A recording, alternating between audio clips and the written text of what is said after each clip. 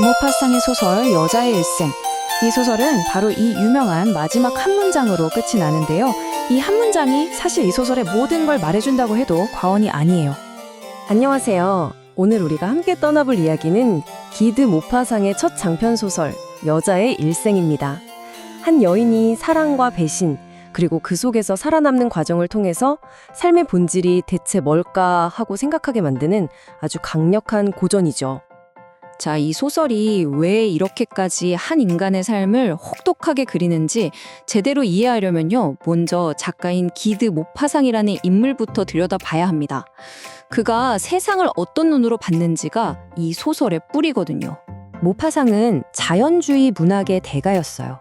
이게 뭐냐면 인간의 삶을 볼 때 이건 착한 거고 저건 나쁜 거야? 이런 도덕적인 판단을 싹 빼고 보는 거예요. 마치 과학자가 자연현상을 관찰하듯이요.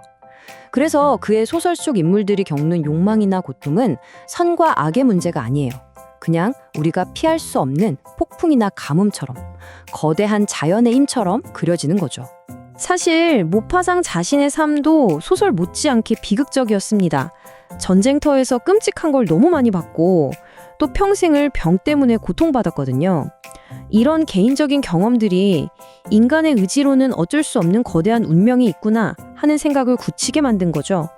그의 어둡지만 현실을 똑바로 바라보는 그만의 세계관은 바로 이런 삶에서 나온 겁니다.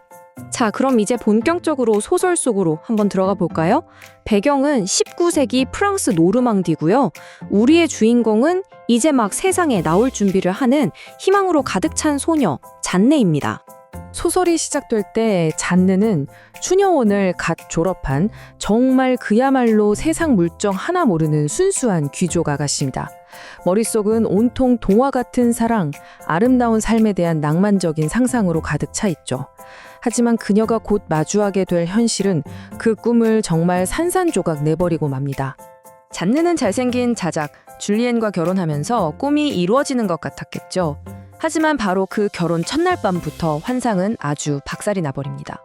그녀가 꿈꾸던 영혼의 교감 같은 건 없었어요. 오직 남편의 이기적인 욕망과 심지어 푼돈까지 아끼려는 쪼잔하고 거친 현실만이 그녀를 기다리고 있었던 거죠. 근데요, 이 결혼에 대한 환멸이 끝이 아니었어요.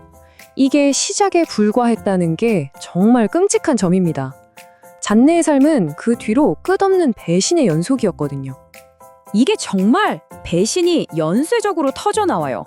남편은 하녀랑 바람을 피우고 몇 년 뒤에는 친구의 아내랑 또 바람을 피웁니다. 심지어 존경했던 돌아가신 어머니마저 불륜을 저질렀다는 비밀을 알게 되죠. 마지막 희망이었던 아들은요, 도박꾼이 돼서 전재한을 탕진하고 그녀를 버립니다. 사랑, 우정, 가족에 대한 믿음, 모성애. 그녀가 믿었던 세상의 모든 기둥이 하나씩 아주 속절없이 무너져 내리는 겁니다. 이 모든 비극이 쌓이고 쌓여서 마침내 소설의 가장 충격적인 장면, 바로 그 절정으로 치닫게 됩니다.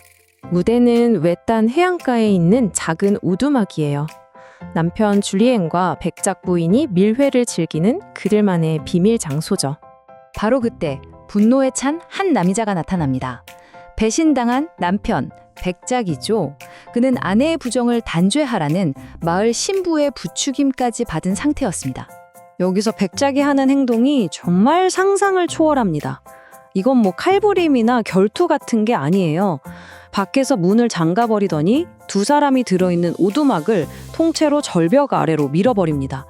마치 태풍이 집을 날려버리듯 그 분노라는 거대한 힘이 오두막을 박살내버린 거죠.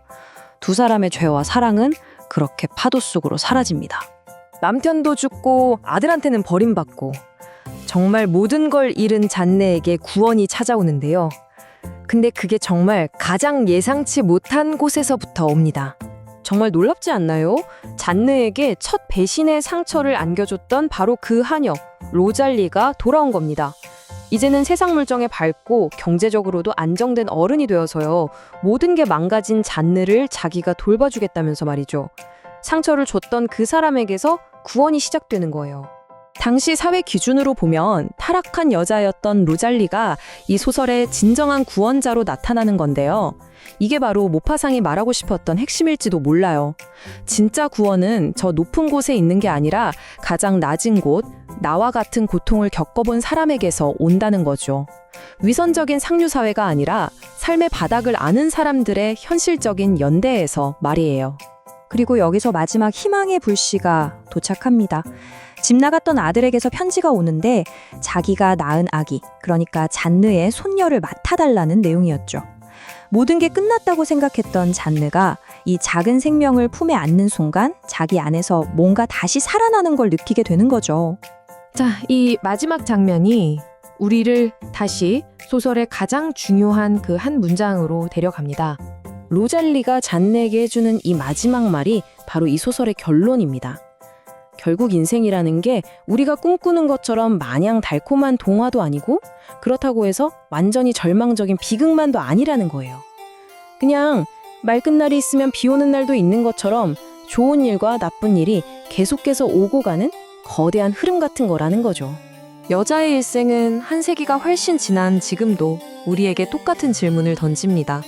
여러분, 만약 여러분의 삶의 폭풍우가 멎지 않는다면 여러분을 다시 일으켜 세워줄 구원은 어디에 있을까요? 여러분의 삶에서 로잘리 같은 존재는 누구일지 혹은 무엇일지 한 번쯤 깊이 생각해보는 계기가 되었으면 좋겠습니다.